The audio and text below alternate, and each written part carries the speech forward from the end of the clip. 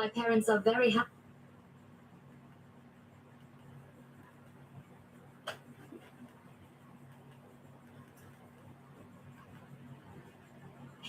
Where winter is never supposed to reach.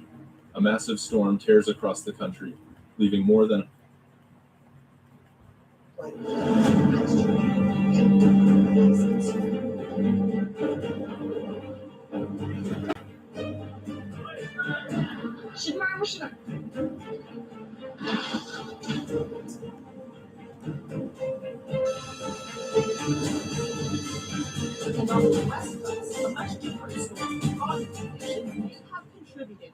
something strange and unsettling has been unfolding across the United States. Things that normally should not happen are suddenly happening in ways that feel unreasonable, even unnatural. Snow covers Florida's beaches, where winter is never supposed to reach. A massive storm tears across the country, leaving more than 100 people dead and entire regions frozen in fear. Wildfires consume neighborhoods in Los Angeles. I had trouble lining my past page up, so that's why it took a couple of minutes. More and more. These feel less like coincidence and more like a warning. A message pressing in on America, asking a hard question. When the impossible starts happening again and again, are we willing to stop, look up, and listen? I mean, there's really no other way to describe it other than surreal, because I can't imagine my 15 years of storm chasing ever covering a storm. Along the beaches of Pensacola, Florida, the shoreline was suddenly buried under thick snow. Powerful winds whipped across the coast, driving snow in violent bursts, turning the beach into a frozen battlefield. The white piled up fast, heavy and relentless, swallowing roads, freezing vehicles in place. We all know this wasn't just cold weather. This was nature erupting. Meteorologists point to unstable climate patterns and sudden atmospheric shifts. But standing there watching snowstorms tear through a place that should never see them, it feels like something deeper is happening. Nature is reacting. Long ago, Scripture warned that creation itself would groan under pressure. In Romans 8:22, it says, "For we know that the whole creation has been groaning together in the pains of childbirth until now." And Jesus himself spoke of strange and frightening signs tied to the nature. In Luke 21:25, he warned, "There will be signs in the sun, moon, and stars. On the earth, nations will be in anguish and perplexity at the roaring and tossing of the sea." There is so much snow in New York City right now. The sanitation department is only In Tulsa, this semi-truck jackknifing in slick conditions, ending up facing the wrong way. A massive winter storm has ripped across the United States. What began near the Gulf Coast rapidly exploded into a powerful bomb cyclone, surging northward and tightening its grip all the way to New England. In just a short time, nearly 150 million people found themselves under extreme cold warnings, trapped in a deep freeze that showed no mercy. 150 million died. Wow. North Carolina took one of the hardest hits. Snow piled up fast and heavy. Roads disappeared beneath ice. Vehicles spun out of control. Emergency crews were overwhelmed as more than 1,000 traffic collisions were reported, along with confirmed road deaths. Airports fell silent as over 4,000 flights were canceled, stranding thousands of travelers in terminals with no clear way home. In Florida, temperatures dropped so suddenly that frozen iguanas fell from trees, what locals grimly call raining iguanas. Wow. Across the country, power grids failed under the strain. More than 170,000 households were plunged into darkness. In Mississippi and Tennessee, tens of thousands were left without electricity, while homeless communities faced life-threatening cold with nowhere to escape. More than 110 deaths nationwide have now been linked to this single storm. And even as forecasts promise a slow rise in temperatures, welcome officials back, warn mate. that the danger isn't over yet. Recovery remains difficult. Roads are still blocked. Communities are still frozen in place. Job 37 to 910 told us moment like this. The tempest comes out of its chamber, and cold from the scattering winds. By the breath of God, ice is given, and the broad waters are frozen fast. It doesn't frame cold as random, it presents it as power, something. Diane, if the stock market crashes, this will be the biggest crash I can ever remember. Because look who's caused it, Trump, and he's caused a complete crash. Released, something aloud. And in Luke 21:11, we're told there will be great earthquakes, famines, and fearful events, and great signs from heaven. not as isolated moments, but as part of a growing pattern pressure building, warnings becoming harder to ignore. If you were living through this storm, sitting in the dark, wrapped in layers, listening to the wind hammer the walls, what would be going through your mind right now? Leave a thought, a prayer, or even just one word in the comments. Sometimes, speaking it out loud is the first step to truly hearing what's being said.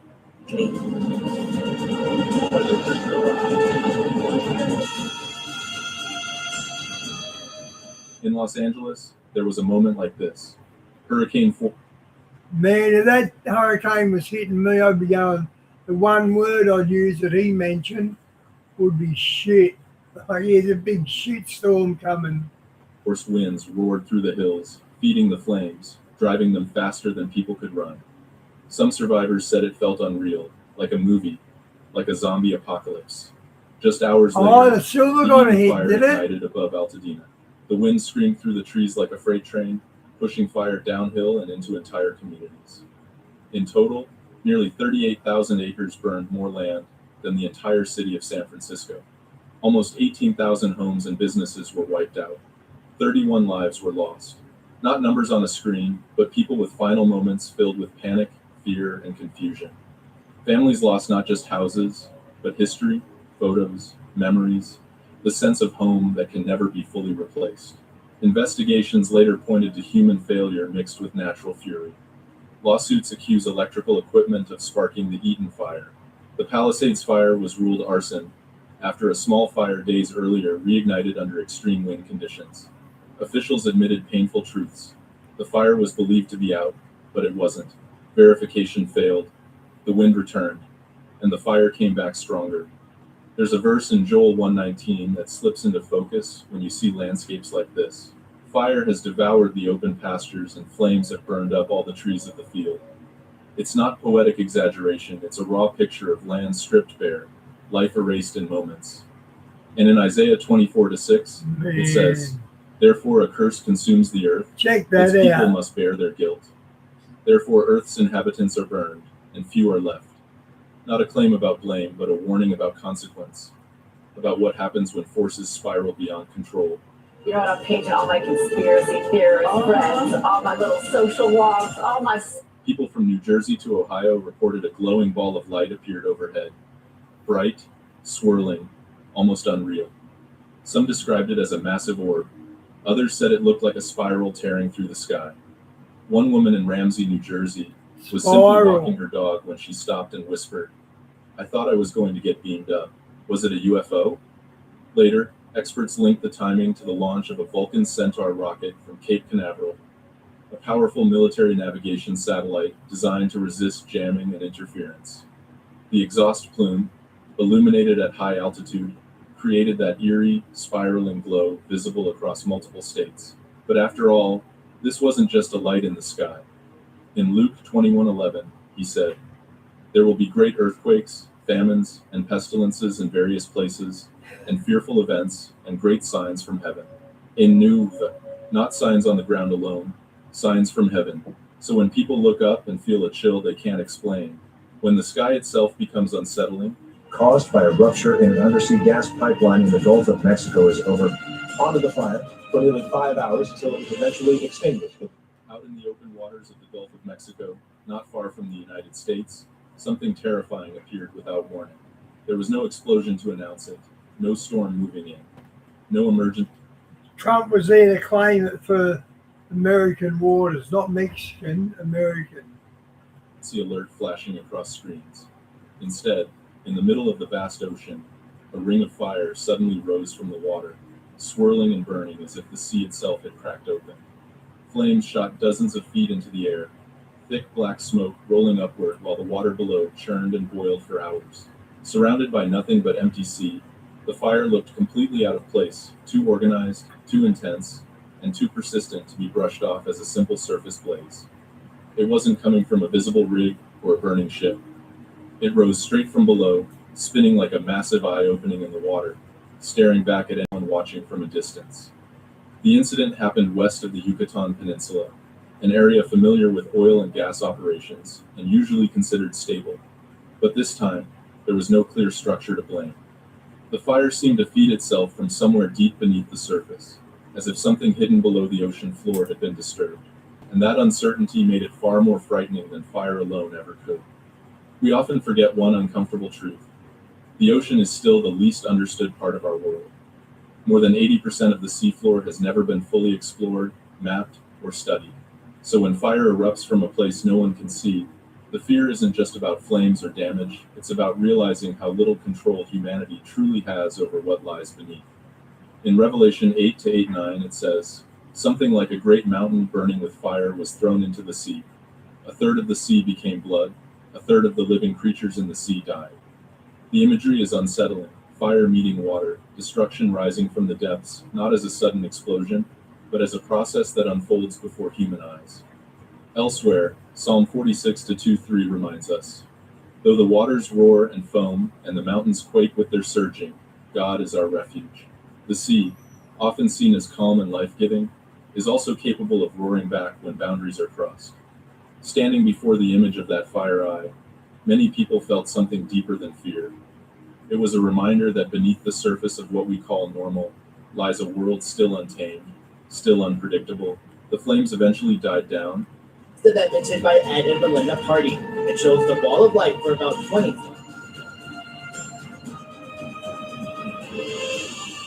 Not far from the US border, in the quiet rural land of Alberta, Canada, another strange moment unfolded, and it came right after the storm had passed. A powerful thunderstorm swept the area near Ridge Valley, lightning ripping across the night sky, thunder rolling through the open fields. Then, as the rain eased and the darkness settled back in, something appeared that no one there could easily explain. Right after a lightning bolt struck, a blue glowing orb emerged in the air. It hovered roughly 20 feet above the ground, steady and unhurried. It didn't drop to the earth, and it didn't streak across the sky like debris or sparks. Instead, it drifted slowly, almost calmly, suspended in the air as if it were aware of its surroundings. In a place where there are few artificial lights, and where storms usually leave nothing behind but silence and clear skies, the sight immediately felt unnatural, not violent, but deeply unsettling. The video quickly drew attention because this didn't resemble any common weather effect people were familiar with. Scientists later suggested it might be ball lightning, a rare electrical phenomenon that has been reported for hundreds of years yet remains largely unexplained. Some theories point to plasma formations, ionized air, or lingering electrical energy after a lightning strike. Still, even those explanations fall short. None fully account for the orb's shape, color, or its slow, deliberate movement captured on camera. What made the moment even more unsettling was the lack of answers. There were no measuring instruments nearby, no detailed atmospheric data, only the footage, the eyewitness accounts, and then silence as the orb faded and the sky returned to normal. That gap between what was seen and what could be explained is where uncertainty grows, and where many people begin to look beyond science alone. In Luke 21:25, Jesus spoke of a time when signs in the heavens would leave people uneasy rather than reassured. There will be signs in the sun, moon, and stars. On the earth, nations will be in distress and perplexity. Not panic, but confusion. A quiet tension that comes from witnessing something familiar, like the sky after a storm, suddenly behave in unfamiliar ways. For some believers, the mix of light, thunder, and a brief glowing presence in the darkness brings to mind another biblical image.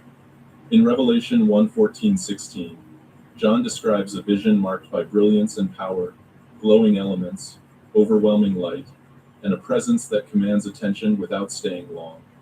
The similarities don't prove anything, but they stir reflection. They invite people to pause, to wonder whether moments like this are merely rare natural events or gentle reminders to look up and pay attention. Of course, others argue it was simply an unusual physical phenomenon made more dramatic by darkness, distance, and emotion. Yet even that explanation doesn't fully erase the feeling left behind. The orb vanished, the night grew quiet again, and the land returned to normal, but the question remained. If the sky can surprise us like this after a single lightning strike, what else might it reveal when we least expect it? All these signs leave us with a haunting question. If nature itself is delivering warnings this clear, then what are they truly pointing toward? Could these events be more than random geological activity, perhaps part of a much larger, divine plan unfolding before our eyes? And if that's the case, then we must dare to ask, is this the beginning of the end for America? And could it already be written in the pages of prophecy? When we turn to the pages of Scripture and study the prophecies concerning the end times, we find vivid descriptions of nations, empires, and global powers that will rise and fall. Israel, Persia, Gog and Magog, the kings of the East, the revived Roman Empire, these names and regions stand out clearly. Yet there is one striking omission: the United States of America. For a nation that has been a global superpower for decades, influenced Yeah, baby, the Bee Gees are Australian. Born in Britain and got raised in Australia. in politics, economics, culture, and even the spiritual climate of the world, its absence from biblical end-time prophecy is not just curious, it's alarming. How could a country so prominent in our age be nowhere to be found in the prophetic timeline? When people first witness the relentless reactions of nature unfolding one after another, the instinctive thought is often fear. Many immediately call it the punishment of Mother Nature, a force finally striking back after being pushed too far. Storms grow stronger, fires spread faster, the earth and sky behave in unfamiliar ways, and it feels as though the world itself is angry. That interpretation is understandable, because sudden disruption always shakes the human sense of control. But when we pause and look deeper, a different meaning begins to emerge.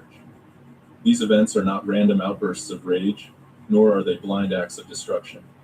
They arrive as signs, signals late. Died, you know what I hate? I hate them churches that play music and the flock get up there and raise their hands like they're getting supernatural power from it. I think that's silly. It looks silly. I don't like it. Paired with purpose, not chaos. In the biblical view, God does not rush to punishment. He speaks first. He warns. He calls. He allows moments that interrupt normal life so that hearts have time to wake up before consequences become final. What we are witnessing is not nature acting on its own, but creation reacting under a greater authority.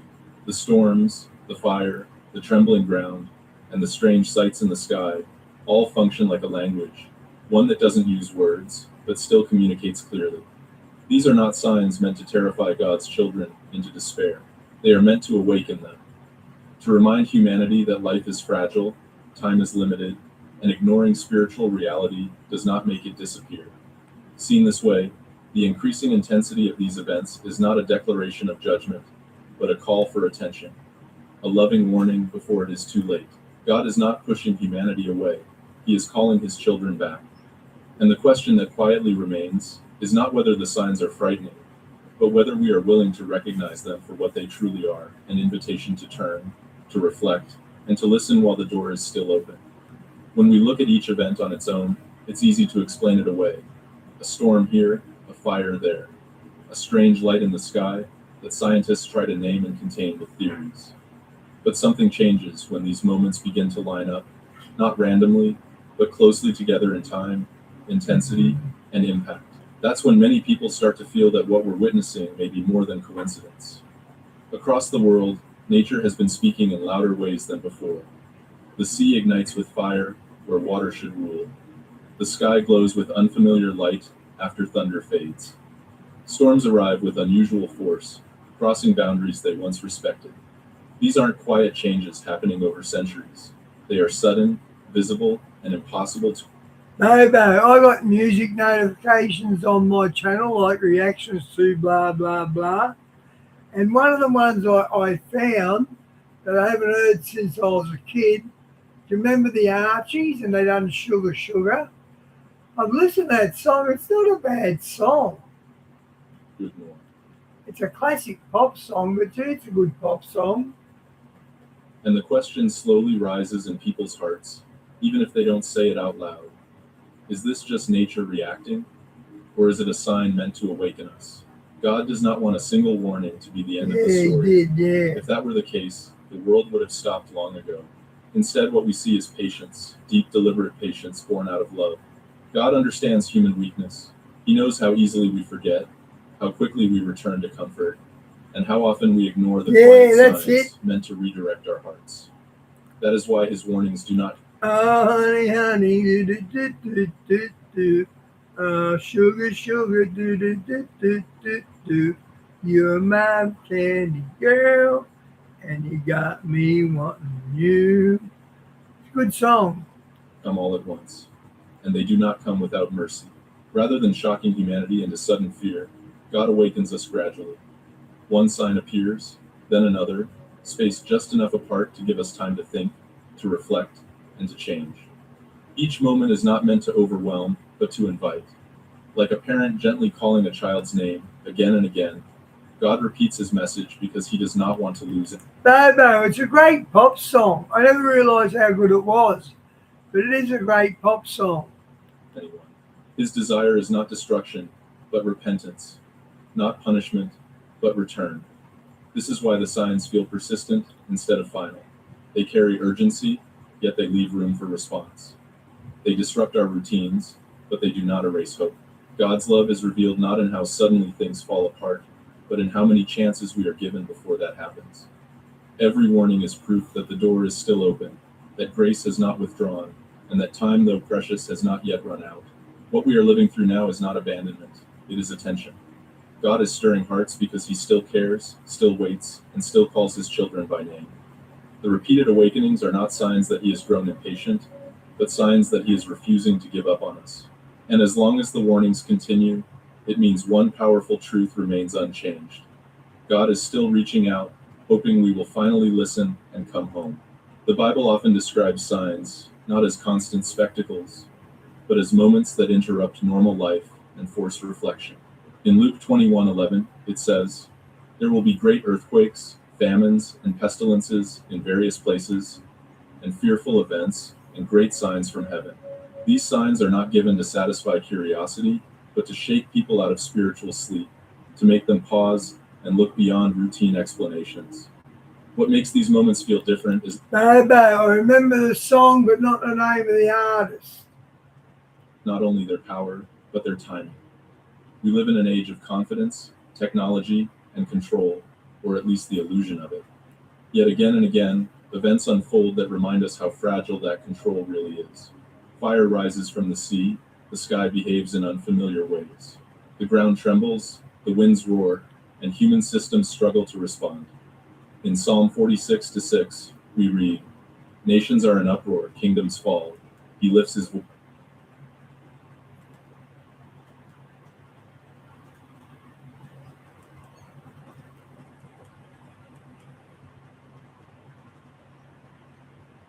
My mind, it hasn't been right. I'm afraid I can't afford. Or a doctor or a lawyer, something where you need the.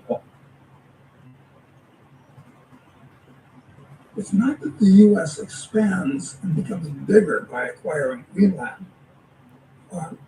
but gets smaller as there are secession movements where the U.S. actually breaks up.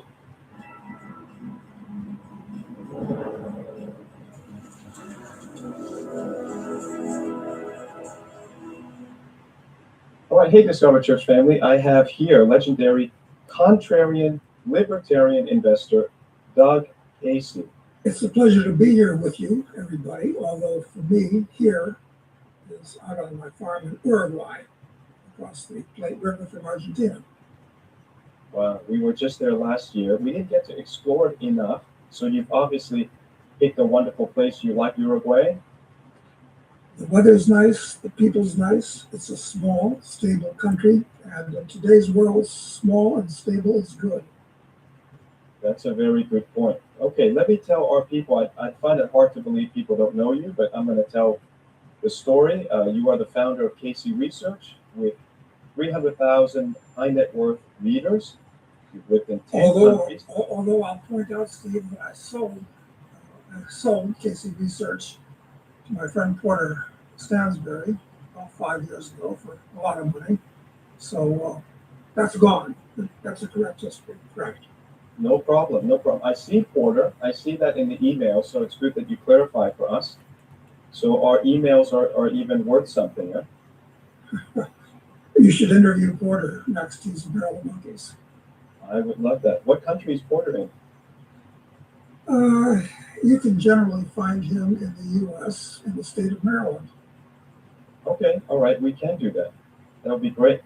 Now, I don't think this can be changed. You've lived in 10 countries, you've visited 175 countries, and that's not many people besides you and Michael Yon. Not many people have been to more countries than me, so I can say you certainly have.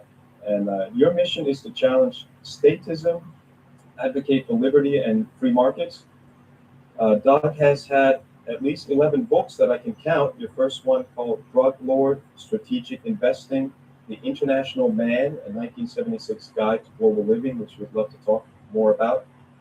The big #1 New York Times bestseller for 29 consecutive weeks in 1980 was Crisis Investing. We sold more than 430,000 books. Then a follow-up, Crisis Investing, for the rest of the 90s. Totally Incorrect, which I've had on my bookshelf for, I would say, decades. Right on the Money, Speculator, Assassin, and then The Preparation, How to Become Competent, Confident, and Dangerous. You know, we are. That last is the most current and important one. It's recently. I just have a copy here. It's a guide for young men who are in a lot of trouble these days. I think you'll agree. I bet he looks in the mirror and thinks, where's all the years gone? Because I think that now I'm 62, I'm starting to head to proper old age now, but I still feel like I'm 20 and I like a beer. Yeah, it's such a shame time catches up with you. Yes. Telling them that they should not go to college. It's a corrupting influence, and telling them what they should do over that 4-year period of time. So, yeah, sorry for the brief commercial, Steve. No, it's a good commercial. I was reading it because you sent me a copy, and I enjoyed it. You know, we have 4 kids, and one of them is already of the age thinking about this, and we would agree with you. I mean, unless you were getting I think you said that like a STEM degree, like Yeah. engineering or doctor or lawyer, something where you need the qualification. I think you can learn most things on the internet now and get a mentor, can become an apprentice. We agree with that. So the book's called The Preparation. Very interesting. One of the latest things that you said that really drew my attention, I know everything you say is very interesting, but it drew my attention because I just came out with a book, The Four Horsemen, is that you also seem to be on this timeline where you think that we're getting close to some kind of an economic event that people are going to be very surprised by. Do you want to tell us a little bit about what you're thinking on this? Where to start? We could start with the founding of the U.S., or we could go back much further than that. But let me put it this way. As early, before World War I in the U.S. government only took 3 or 4% of the GDP in taxes. And it was entirely from import duties and excise taxes. Now, the U.S. government basically controls the U.S. economy. And the people that run the U.S. government, and this has always been the case, because government as an institution is about coercion and force. And these are things that I'm not a fan of coercion. Bobo, I was still pulling the ladies up until I got with Gabe. Force. You don't get the best and Tinder's a good spot, mate. Head for Tinder. brightest people working for the government. You get the worst kind of people that like to impose their wills on other people. And I think we're moving to a grand climax economically and politically, financially, and perhaps sociologically. The U.S. government is bankrupt. The U.S. dollar is backed by nothing. It's a paper currency. It's fiat. It's credit, nothing more. And things are very, very unstable in the world because of all the debt we have. So I'd say a rig for stormy weather is good advice. And this is always good advice, of course. You hope for the best, but you plan for the worst. But things have been unstable in the U.S. since about the mid 60s. And now I think we've reached the edge of the precipice. So, in brief, that's the way I see it. Well, I've got a timeline that I believe is based on the interpretation of the Book of Revelation, and so far it's been a very good predictor. And I am predicting that it's coming in December of this year or January of next year. So I'm trying to get people to be ready. I know it's hard to believe, people Okay, this is only 8 days ago. who have a normalcy bias, they don't think anything's going to change. And it'll soon be proven right or wrong whether it happens. But you said in a newsletter in January 26 here, comparing the 1930s to today, you said investors unfortunately seem to make the same mistakes in marshaling their resources as do the generals. If the last 30 years have been prosperous, they base their actions on more prosperity.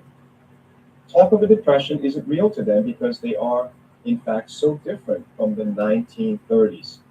To most people, a depression means 30s style conditions. And since they don't see that, they can't imagine the depression. That's because they know what the last depression was like, and they don't know what one is. It's hard to visualize something you don't understand.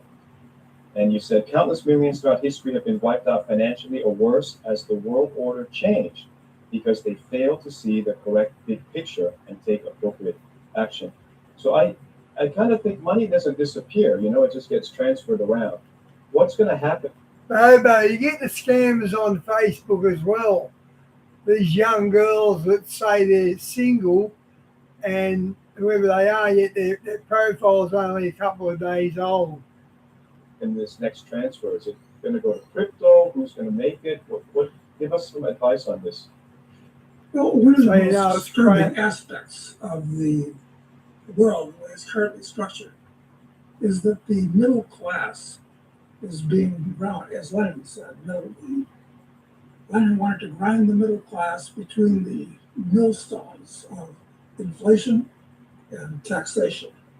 And that's happening in the U.S. The middle class is diminishing. People are falling into Our rates went up yesterday. the lower classes, supported by the government, welfare, Medicaid, Medicare, things of that nature, and the upper classes, which are getting wealthier and wealthier. The middle class is getting smaller and smaller. And this is very destabilizing because one of the great things about the United States is that it was always a middle class country. It was founded by the middle class. And the middle class are people that run businesses, that create things, that build families. I'm a big believer in the middle class, the bourgeois, as the Marxists like to call them. So that's being gutted out. So do you think, people just want to be able to afford to buy a home, buy food, pay for their gas, pay their mortgage, and it looks like the nation is going in the right direction, but you are out of the country. So I'll state the obvious. You are not here. Why is Doug Casey, legendary investor, not in the United States? Why have you chosen to leave? First of all, let me state that the government, as an institution, is not your friend. All it does is tax you, regulate you, destroy the currency, inflating the currency. Government is pure coercion and force. It's been institutionalized. So I like to have as little to do with government as possible. And the U.S. government is by far the most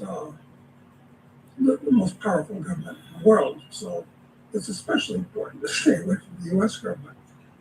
That's why I'm down here at Uruguay and Argentina also, where very interesting things are happening. I'm sure happening in Argentina in particular. I'm sure you're aware of them. But I'm afraid that the U.S. is on the edge of something that looks like civil war. Not like the unpleasantness of 1861 to 1865, but the red people and the blue people in the U.S. really hate each other. Diane and I should be getting counsellor money off you, Bobo. We're teaching you how to crack on the girls. One example, don't say crack on the girls. They can't even have dinner together if they're in the same family. And I think it's almost irreconcilable at this point. it's a real philosophical difference, a moral difference between the red people and the blue people. And the way these things are generally resolved is with violence throughout history. It's unfortunate, but we're part of No history. way. A lot of people who live in the United States hear this phrase that we're the last free country on earth, and there's no other option out there. You know, when you live internationally and you travel internationally, that almost sounds, it just sounds so overboard and so arrogant. But when you live inside the United States, people really believe that. Like there's no freedom anywhere outside the United States. And what I found out, for instance, is that the United States is maybe the only. Okay, baby, you're a little bit inexperienced. Don't flirt with them with the eyes. They might think you're being creepy. only major country in the world with global taxation. So you are an indentured servant. You belong to the government in the eyes of the government. No matter where you go, you cannot escape. Of course, most other countries leave you alone. If Baby, me too. I still feel like I'm 25 years old. you're not inside the borders, you're not in their jurisdiction. So things like just the power of the IRS, the power to tax you globally, these kind of things actually make America different from other countries and actually less free. Would you agree with that? And have you noticed anything else that maybe Americans are not aware of? I agree with you completely. Other countries are starting to go to worldwide taxation, taking a very unfortunate lesson from the U.S. A lot of them are going in that direction. France is one, right? France is trying to change it to global taxation. Canada's moving in that direction. Britain's moving in that direction. They make it very hard to get out of their webs. But if you can, I think it's important to have a crib outside of your home country, including the United States. And I'm a huge fan of America, the concept of America, because it was the only country in world history that was founded on the ideas of freedom of speech, Diane, I'm getting so old. freedom of thought, freedom of the press, individualism, capitalism. It's unique that way. But America has lost its way. It's vanished. And it's been replaced by a nation state called the U.S. So that Age is just a number, but your body does start breaking down when you get a bit older. I'm lucky I kept my hair. Baby, you got hair? it's important that you diversify because things can change rapidly. I mean, the Russians were shocked in 1917 when the old order was overturned and Lenin took over the country. The Germans in 1933. If you didn't have a crib outside Germany, you were in trouble. It happened in Vietnam in 1975. Happened in China in 1949. So this is always happening. Governments are overthrown and changed. The culture of the country changes. So if you're in a financial, The whole world, or not the whole world, but a lot of the countries in the world, their people are rising up now, from Muslims to Hindus to Americans. position Hey, to buddy. do this, and you should make sure that you are in a financial position. You should have a second place that you can go if the going gets very tough and nasty. So as a Christian, I'm building a Christian community, a Christian estate, the first Christian estate ever in the nation of Thailand. And I've got issues on both sides. The Thais have never seen a Christian estate. The foreigners don't think they need it or don't think they can afford to go. And they don't realize land and construction costs are so much cheaper. Cost of living is like a third. You're instantly like 3 times richer. Okay, what he's not being honest about in Thailand, if you're not a Thai, you can't own land there. So you can set your new girlfriend up all you want, buy her a new house, and it might be in your name, but come to the crunch, you can't keep it in your name, so she's ripping you off. Just by moving to the strategic location. So My cousin's ex-husband, he went to Thailand and come home and took off from her and split the relationship up. Now he's with a lady boy. I'd like you to speak into that because you've been to 175 countries. The first thing is, where do you think are the safest places besides, I would guess, Uruguay, Argentina? What else would be on your like kind of top 5, top 10 list? Well, it's funny that you mentioned Thailand because I'm a big, Diane, is that more of a case in giving coal a flogging? Because you know these lefties don't like coal power. So what did they do this? fan of They don't put nothing past them. Thailand. Spent a lot of time there. I love Thailand. And oddly enough, Thailand is at the antipodes of Uruguay and Argentina, right through the world, exactly on the other side. Well, Bobo, you've got to get out. You're not going to pull a girl in your house.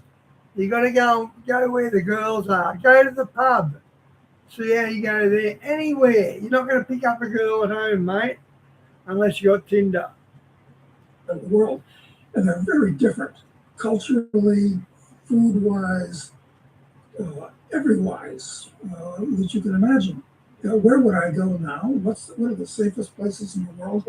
You're a young man and you've got options, and where would you take your family? Where would you go to be safe if there was, Civil War here or World War III worldwide?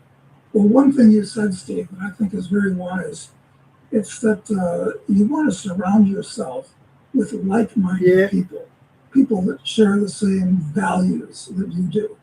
So if you're putting together a community where people can do that, I think that has a lot going for it as an idea.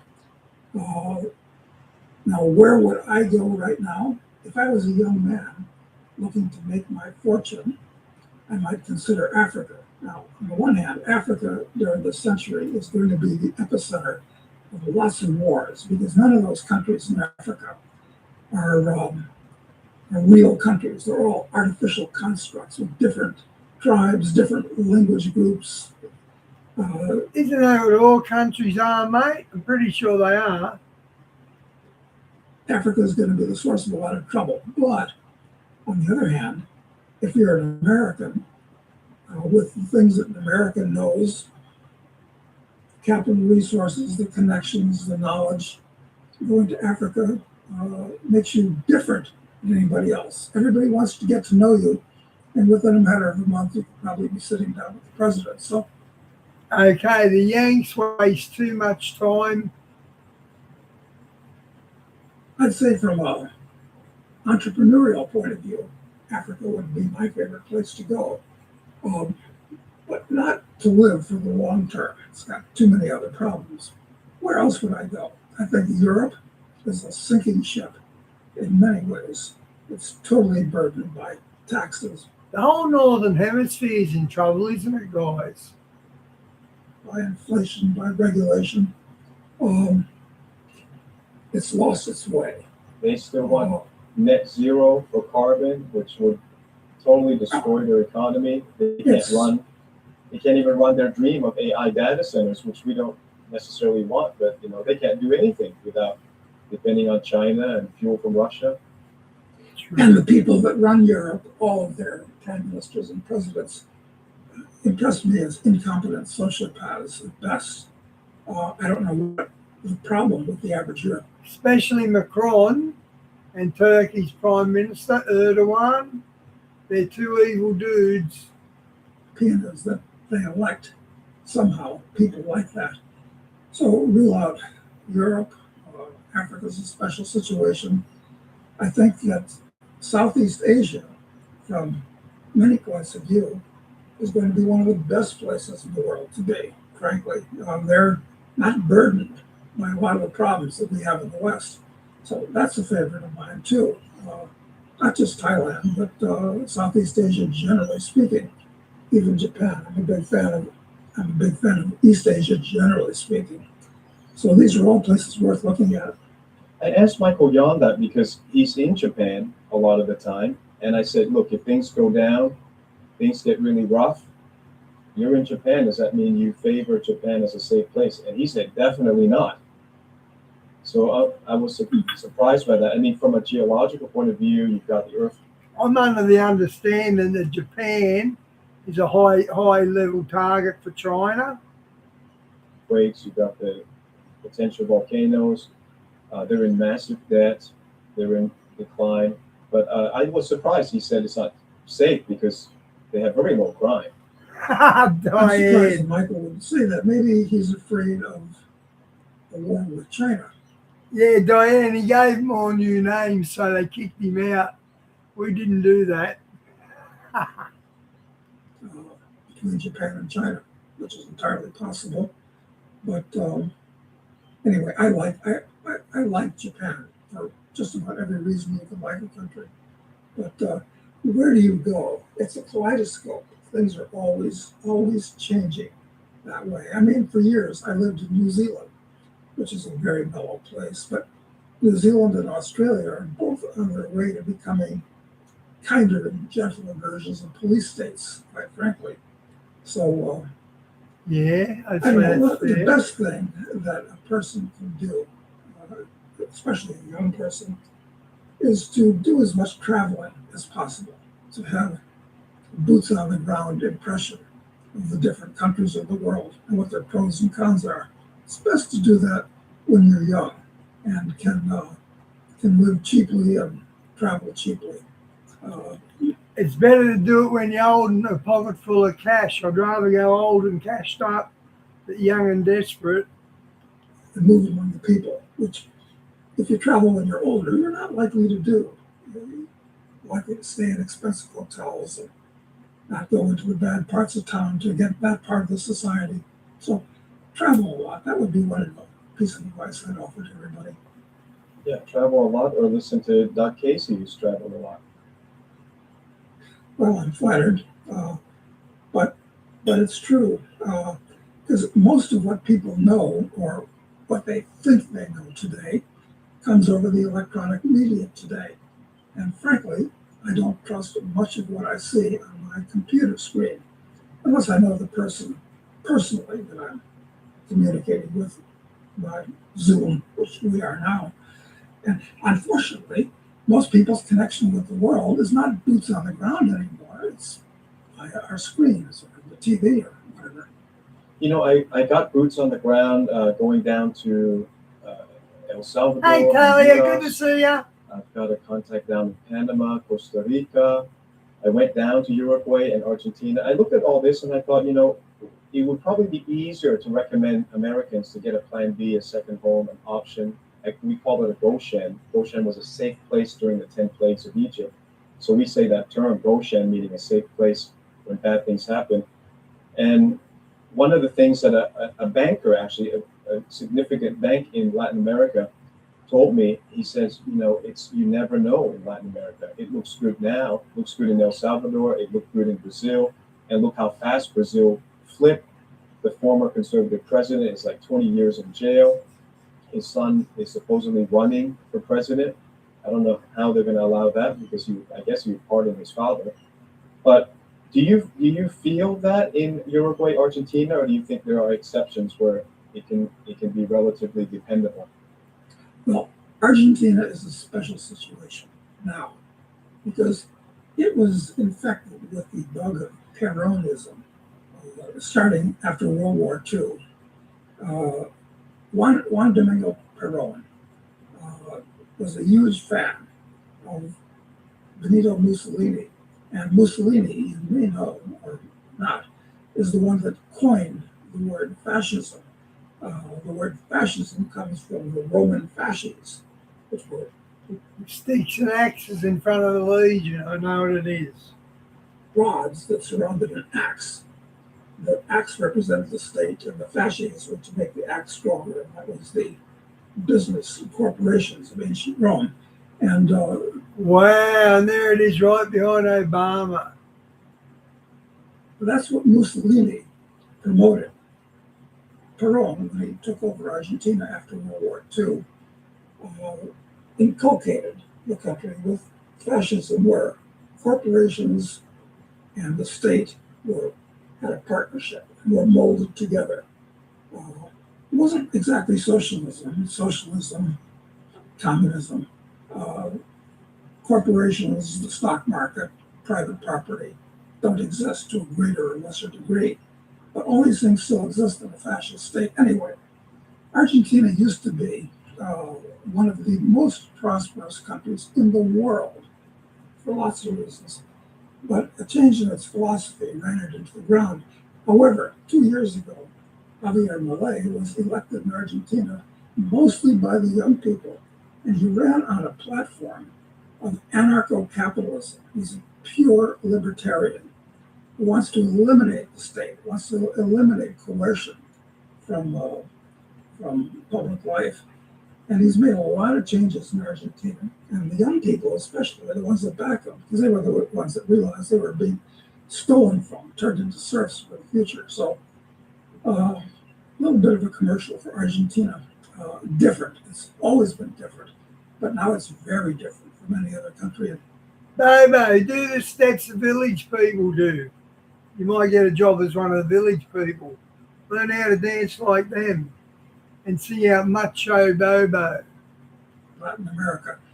Because what you said is true. The rest of these Latin American countries have traditionally been run by what they call caudillos, strong men, where in all of these countries there's 10 or 50 families, wealthy families that basically own and control the country. Argentina is worth investigating anybody at this point. Sorry, mate. And as far as language problems, I'd say that Argentines, as a group, have better. Trump was part of the village people. He managed well without getting tarred. Better grip of English than any other country of Latin America, which is helpful. There's one English-speaking country in Latin America. I'll just throw it out there. Have you ever been to Guyana? Spent a lot of time in Guyana and Suriname next door, which is also basically English-speaking, although it's next Dutch colony. Guyana's got some problems in that racially, about half the people are of East Indian descent and half are African descent.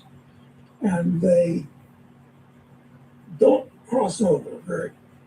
That's like Palestine. There is no natural people of Palestine. They're refugees from history, like the Gypsies. Much, and they're antagonistic with each other. So, the future for Guyana. And it also sounds like India and Pakistan. They're always picking fights with each other.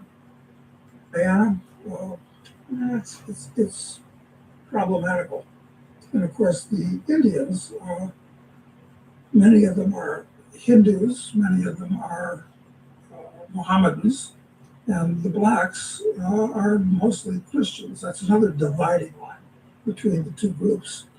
So I'm not sure, especially with the huge discovery of oil that Guyana's had made for them recently, there's going to be a lot of money in a big pot. And the people in the government are going to try to steal most of it for themselves, but it's going to be divided along these racial lines that I just mentioned. So, I don't know. What do you think about Guyana? You have an opinion? I was going to say that people often make their moves based on language. So they think, if I can get to an English-speaking country like the Philippines or Belize, then it's going to be great. Guyana is another one of those options. And I'm trying to say that if you want to get out of the reach of the globalists completely, you want to be. I wonder who owned the Philippines before the Spanish took over. Out of the whole English-speaking colony system, because they implemented the lockdown with extreme efficiency. You know, from Singapore to Australia, they were so efficient. I think the directives somehow come through either England or America. So even though it sounds hard to get into a country that speaks another language, I think that type of barrier is good. It's necessary to kind of stay away from the turmoil. And that's why I don't mind a country like Thailand. You've been there many times. You don't feel like you can't get along or make a purchase. It's no problem. They're not smart. No problem. they will try their best, to speak English to you. Yeah, and the Thais are pretty good that way, frankly. And of course, learning Thai is harder for an English speaker than learning Spanish for a lot of reasons. But listen, you only need 500 basic words to do almost anything you need to do in any country. It's not that hard to learn 500 words in any language. So, yeah, you're right. For a safe place, Guyana probably isn't the place to go. Still got a lot of crime, oil money, oil and diamonds. Unless you're in the inner circle, I think try to stay away from things like that. Yeah, I agree. Well, the most stable countries, I think, as a general rule, are those that have a lot of ownership on the part of the average guy of the land area, of farms and this type of thing. And that's what you really want. And it doesn't have a huge pool of money. Like Argentina, for instance, was rich, but it didn't have any giant pool of oil, which draws the wrong kind of people to try to steal it all. You want a country where the land is privately owned to the greatest extent possible. Argentina and Uruguay, and I like Chile too, all three of those countries. Actually, I like Paraguay too, very interesting, unusual country in many ways. But in Latin America, those would be my choices. And in Central America, my choices would probably be Costa Rica, which has a lot of immigrants from the U.S. and Canada, and Belize is not a bad choice. And Okay, I look for something else, guys. they do speak English, which is helpful in some ways, not in other ways, like you pointed out. I'm not sure that any of the Caribbean islands, they're not economically sustainable, most of them. They rely on tourism. And when times get tough, you can't rely on tourism to sustain yourself. So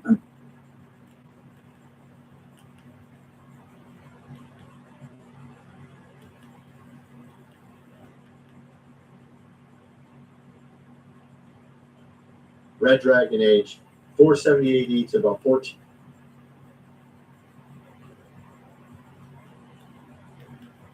Oh, we found some rather interesting things to present in this video, my friends. This is Tony. Hope you're all doing well.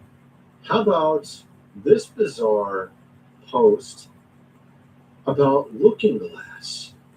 We'll get into that. This is kind of strange, man. It's getting much deeper than people realize. And Looking Glass, referring to a project many years ago where they would look into, of course, the future with a device. And apparently, according to these emails, our president perhaps was part of this. And we're going to get into that in this video. We're going to get into a ton of stuff. Why was he co-opting with mathematicians? We're talking about Jeffrey. Why did he put out this strange email from Deepak Chopra? Donald Trump and the Looking Glass War.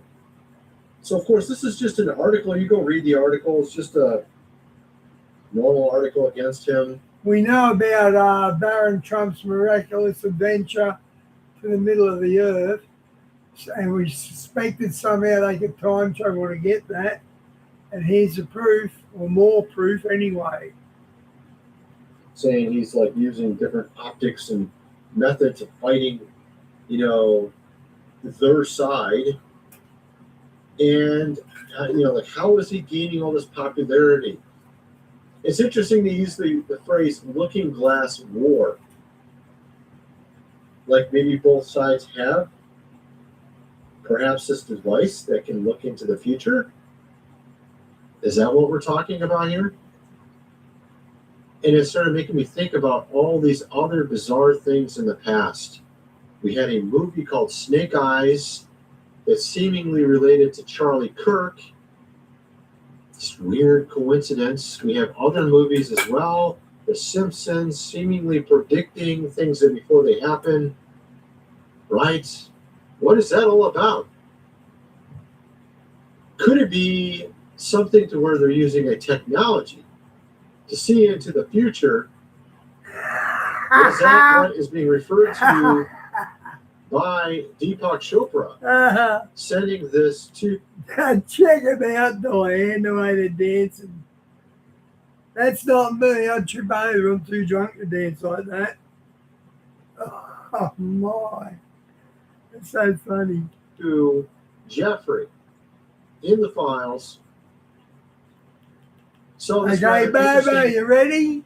We're going to rehearse that dance and do it for the girls. You go first. video here. This kind of details a lot. Now, it's extremely bad resolution. I couldn't find the original. The guy's account's no longer around on TikTok. I can't find anything better, so I'll just play this. Yesterday and today is the very first public unveiling and a public presentation of Project Looking Glass. A human being is about this tall. This is built in underground bases. It is colossal in size. And what happens is when you fire this thing up, these rings. Trump's been rather quiet the last 4 or 5 days. Usually he's mouthing off every day. But I think he's laying low from these Epstein. I get stuck into these lefties on Facebook, and they kept saying he's a pedo, and I said there was no evidence, because there was none. But looks like they could be right. Start going in all different directions. It shields off the barrel of water inside, which is just like your pineal gland. The water inside flips over in a time space, which then captures argon gas, captures visual images, and this is what it looks like. It becomes huge, glowing. So I don't know if this thing's going to end up having a copyright and have to delete it out of it. I really hope not, because it's got music on it. But essentially, this is a gigantic device. He showed the size compared to a human. I see if I can get my mouse on the screen. Okay, nope. Won't let me do that. So he said a human's about this tall. This is a gigantic device. Someone's supposed to sit inside this, I guess, to be able to see what is being viewed in the future. You have to put in a location. It gets bright like this when it's working. And then he ties it into this movie called Contact, where in the movie Contact, they're given this sort of plan on how to build it. And it's actually a 3D plan. The triangle with the eye in the middle as it folds up. Triangle with the eye in the middle as it folds up, right. So then she sits in this device and goes to another place. In this frame, the first one breaks, so they end up creating a new one. She gets into that one, and she visits beings from another realm, right? Seemingly alien type being. Looks sort of like a heavenly beach that she's on. And could this be what, I mean, here's the interesting part. There was this weird award given, which looks exactly like it.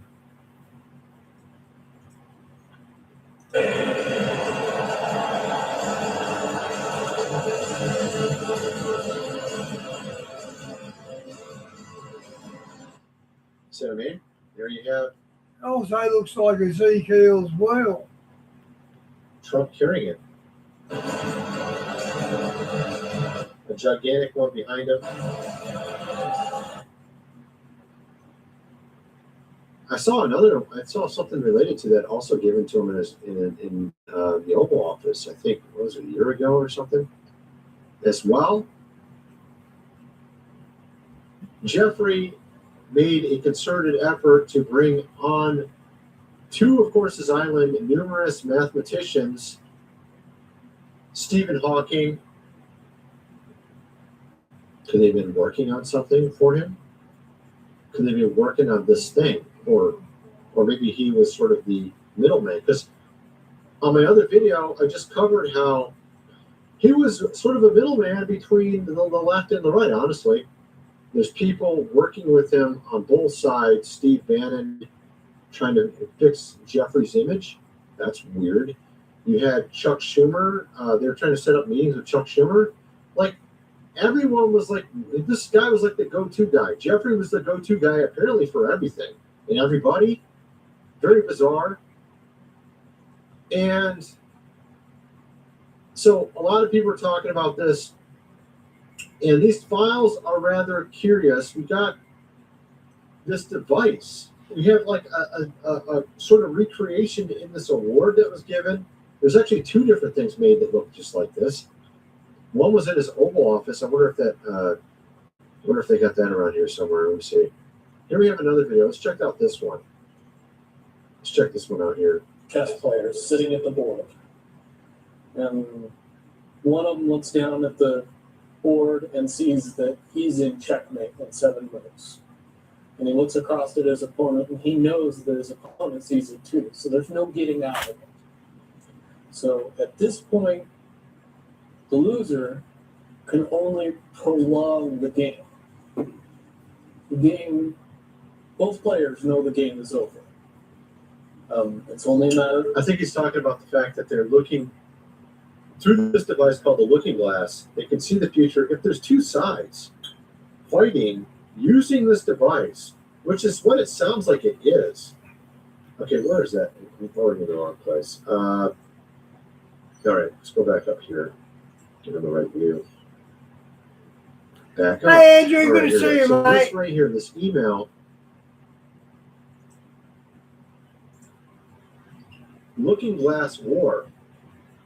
Is this cryptically saying to us that two sides had this device, they're able to see the future, they're able to carve out the future somewhat. However, there was something being said that... That's 3 guys here counting Andrew. We get one more guy, and we got the village people. I want to be the Indian with the long headscarf or the feathers. Actually, no, I don't. That sounds gay. It was like inevitable that it was going to go a certain direction. That the gig was up for these guys at the top. They can only prolong how long they're going to be there. And perhaps one team was like, okay, let's make the gig up. Let's bring in our direction. Right? Which would have been essentially Trump, if I'm understanding this correctly. And at the other team was still trying to keep things going the way they had it. The old team. Right? This is kind of what I'm thinking. I'm not saying this is what it is, but time before he does this, and then you're forced to do this, and then he's forced to do this, and eventually checkmate. We, as a race, if we can understand that the game is over, that based on the rules of the game, the bad guys have already lost, the good guys have already won. Yes, there's moves left. Huh. So this kind of matches into what I've been talking about for about a year now on my channel, is that we moved from the Red Dragon time frame or age to the White Dragon time age. Yeah, I'm not into this Dragon Age with him, I must admit. Or age, White Dragon age. And I'm showing to map this out according to the Book of Esther. There was a chapter that was removed out of the book and put in the Apocrypha. The last chapter called Mordecai's Dream, about 2 dragons vying for power over the world, fighting. And there's also another person who had a dream, just like Mordecai, about 1,000 years later, King Arthur. King Arthur also had a dream about 2 dragons fighting for power over the world, a red and white dragon. The white dragon won. The red dragon represented Wales, and the white dragon represented the Saxons. But it also meant more than that. It meant the time of the White Dragon Age, which would be God being over the earth. So what we're talking about is there's like a balance. Hey, Bobo, did the Vikings... Hang on. If you can imagine sort of like the justice balance right? If the people were more evil, Did the Vikings make it to Wales? They started getting big around 800 AD. Did they actually get to Wales? I don't think they did. then the Red Dragon Age. If the people are better than the White Dragon Age, it depends where the people are, because our minds create reality. So if all of our minds are in the wrong place, our reality is a bad place. If our minds are all in the right place, then our reality is a better place, because our minds cause our lives to go a certain direction. And if everybody has their minds in the gutter, then the whole world's in a gutter. See what I mean? So our reality is guided by the people in the world. And so if you look at the book of Esther, that was around 480 BC, 485 BC, something. They're at the Battle of Hastings. I don't think they were, mate. That was 1066. And pretty much by then the Vikings had been wiped out. Like that. And they actually had the same exact solar eclipse. They had the same exact solar eclipse events on the exact same days as we did back in 2025. Yeah. Right? It was 2025? Or was it 2024? I think it was 2025. And No, but I look at a lot of history stuff on YouTube, ancient battles and modern battles, and I love my battles on YouTube. I probably watch 3 or 4 battle shows a day. I just really dig that side of things. so they had the exact same dates. I've shown this chart many times on my videos. And it indicated, and that was to me an indication that we had moved just like they did. They moved. Esther was integral in moving the world from the Red Dragon Age to a White Dragon Age. So 1000 BC to 500 BC, Red Dragon Age, 500 BC to 0 AD because of Esther, a White Dragon Age. Jesus was born right at the tail end of that White Dragon Age, 3 BC, in September. And then he lived during the Red Dragon Age because he after he was born, after he got to the age of 3, it turned into the Red Dragon Age. And what happened around the time he was 3? They had to move out of where they were living to Egypt, right? Let me pull that up. It's actually interesting to think about. Okay, I'm not on board with this at all. It's 1,500 years of throne. Okay, I can't type with this. When did Jesus as a child move to Egypt? Okay. Smiths knows some things just taste better baked. Like these. Oh, and this. Even that. And that. Smith's baked chips. Big on flavour, 50% less fat. Open camping fishing is PCF and fun. Exactly what that means. Change for everyone. Bushways fun. Crunching ice fun. Worries none. Open camping fishing is PCF and fun. Hey! It's easy for accidents to happen to your investment property. That's why it's so important to have the right level of cover, which includes accidental tenant damage. Speak to Terry Shear, Australia's leading landlord insurance specialist. A cat. Stay. Oh, hang on, I know watch it. Just give me a sec, guys.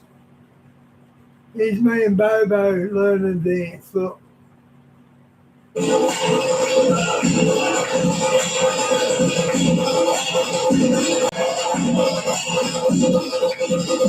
Bobo, you want to get off the meth, mate? It's doing bad things to you.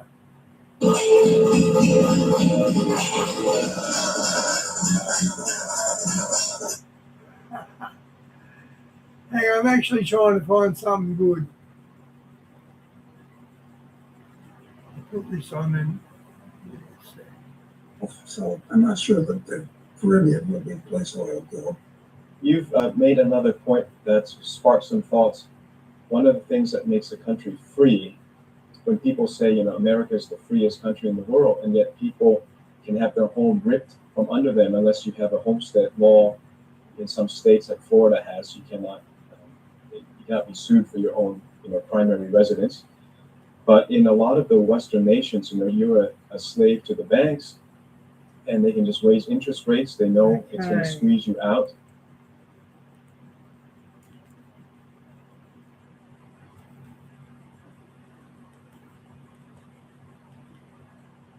Why did the United States invade Iraq?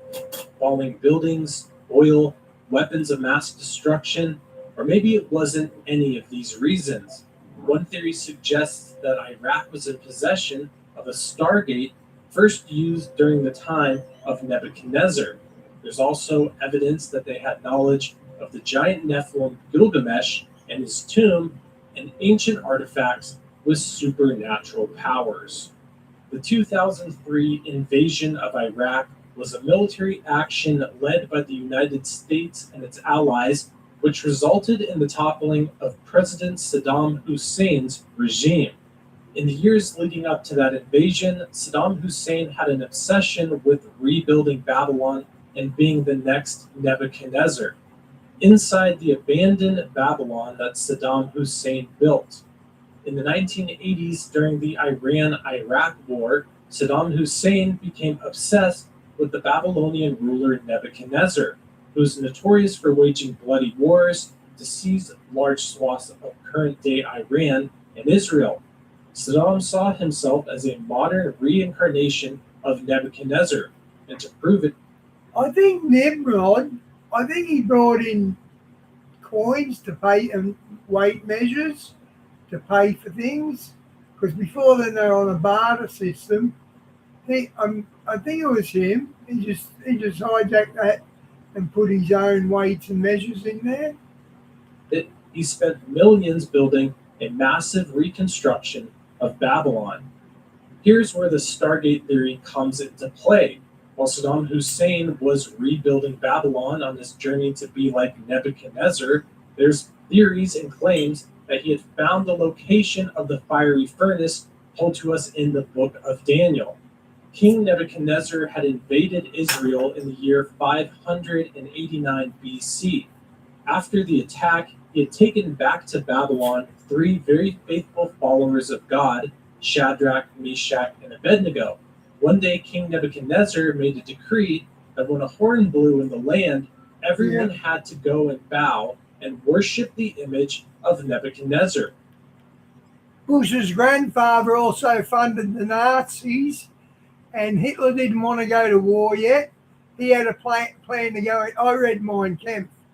He had a plan to go in 1949, but Prescott Bush and his cronies wouldn't give him time to prepare. But Shadrach, or they played him, which is more likely. Meshach, and Abednego disobeyed this order and would not worship the false idol. This led Nebuchadnezzar to throw the 3 men into a fiery furnace, burning 7 times hotter than they had ever burned it before. While in the fiery furnace, Jesus came and protected the 3 men so they weren't harmed. Then King Nebuchadnezzar was astonished, and he rose in haste and spoke, saying to his counselors, "Did we not cast 3 men bound into the midst of the fire?" They answered and said to the king, "True, O king." "Look," he answered, "I see 4 men loose, walking in the midst of the fire, and they are not hurt.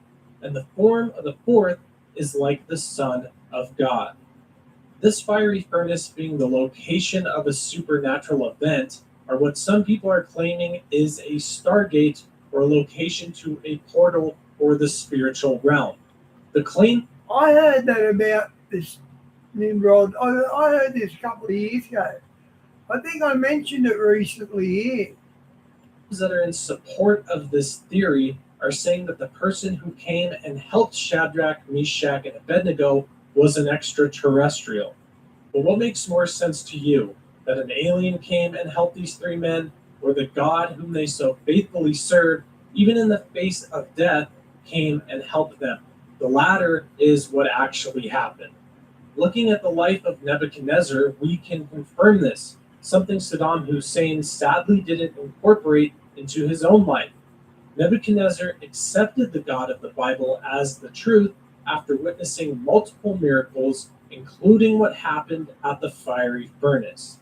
And at the end of the time, I, Nebuchadnezzar, lifted my And what? Saddam Hussein found the fiery furnace. This will be interesting. eyes to heaven, and my understanding returned to me, and I blessed the Most High, and praised and honored him who lives forever. For his dominion is an everlasting dominion, and his kingdom is from generation to generation. All the inhabitants of the earth are reputed as nothing. He does according to his will in the army of heaven, and among the inhabitants of the earth. No one can restrain his hand or say to him, "What have you done?" Now I, Nebuchadnezzar, praise and extol and honor the King of heaven, all of whose works are true, Wow. and his ways justice, and those who walk in pride he is able to put down. Diane, do you remember the bombs the Jews put in? I think it was Iran's leaders' phones. The bomb went off, so they switched to their walkie-talkies, and that had a bomb in it as well. It was beautifully played. The fiery furnace being the location of a stargate or an extraterrestrial is not what happened in that situation, and most likely not the reason why the United States invaded Iraq. But theories that Iraq has possession of evidence of Nephilim or ancient supernatural artifacts, or the tomb of Gilgamesh has a lot more evidence to back up those claims. It's disturbingly easy to buy Iraq's archaeological treasures. U.S. forces invaded the country 15 years ago this week and left behind a booming trade in looted artifacts. When the United States invaded Iraq, The first place they went to was a museum. there's claims that one of the first things that they did was raided museums and locations that had I knew this, guys. ancient artifacts. Iraq War. When Baghdad fell, the country's treasures were lost. U.S. forces failed to protect Iraq's cultural heritage after the 2003 invasion, leading to thousands of artifacts disappearing. It happened early in the U.S. invasion and quickly. On the 10th of April 2003, the first looters entered the National Museum of Iraq as American troops advanced into Baghdad. Over the next 36 hours, these thieves ransacked the institution, which was founded in 1923 and dedicated to preserving the country's vast heritage. The New York Times called the looting of the museum and its invaluable collection of archaeological artifacts, many of which dated to the early days of human culture and civilization, one of the greatest cultural disasters in recent Middle Eastern history. Though the museum staff were able to safely store over 8,000 artifacts with little external support, still more than 15,000 historical objects disappeared within 2 days. A lot of testimonies have come out by people engaged in the initial invasion, saying that archaeologists were present with the military. Multiple testimonies have stated that when entering these museums and other locations housing artifacts after the initial raid, showed that the artifacts made of gold and silver with high monetary value weren't taken. It appeared that they knew exactly what artifacts they were after, and these may have had supernatural origins. One of the main things the military may have been after was discovering the tomb of Gilgamesh, the Nephilim offspring of the fallen angels, who was said to be 17 feet tall. This might sound like a wild conspiracy theory, but a Freedom of Information Act connected to Hillary Clinton's emails in 2018 had a very peculiar email within its pages, requesting documents pertaining to the resurrection chamber of Gilgamesh, the location of his body, and the location of the buried Nephilim. Gilgamesh was a hero in the ancient Mesopotamian mythology. He was also the historical fifth king of the Sumerian city-state of Ur. Stefan sells tailored suits. Steven sells whatever suits. But when it comes to the best software supporting Aussie businesses, we all agree on MYOB. Flight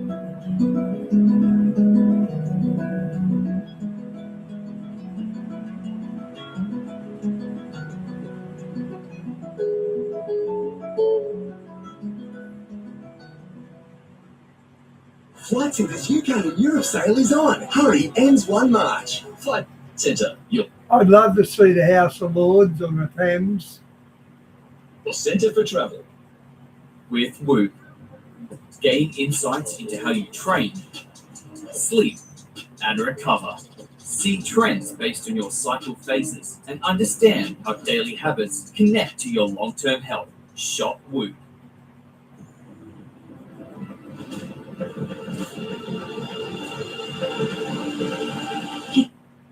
Gilgamesh was viewed as a god and ruler of the city-state Yerk, and depictions of him show that he was a giant, famously holding a lion like you would a normal house cat.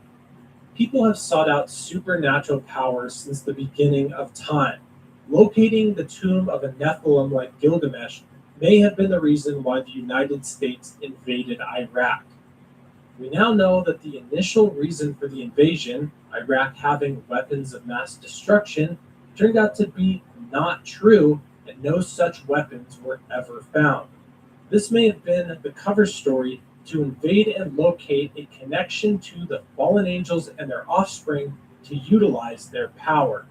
In 2003, around the same time of the initial invasion into Iraq, the BBC released an article saying that the tomb of Gilgamesh had been located.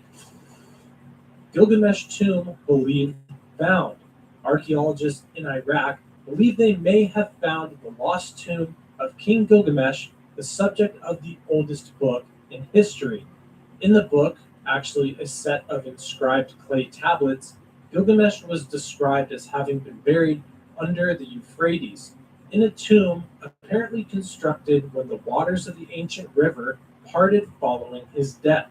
We found just outside the city, an area in the middle of the former Euphrates River, the remains of such a building which could be interpreted as a burial. The most surprising thing was that we found structures already described by Gilgamesh.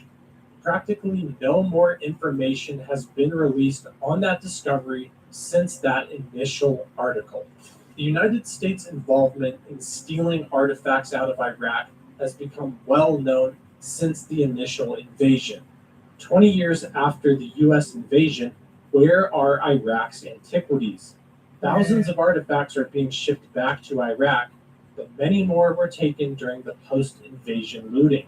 The years following the United States invasion of Iraq in 2003 saw large numbers of antiquities stolen, both from museums such as the Iraq National Museum, but also because of illegal excavations at archaeological sites throughout the country.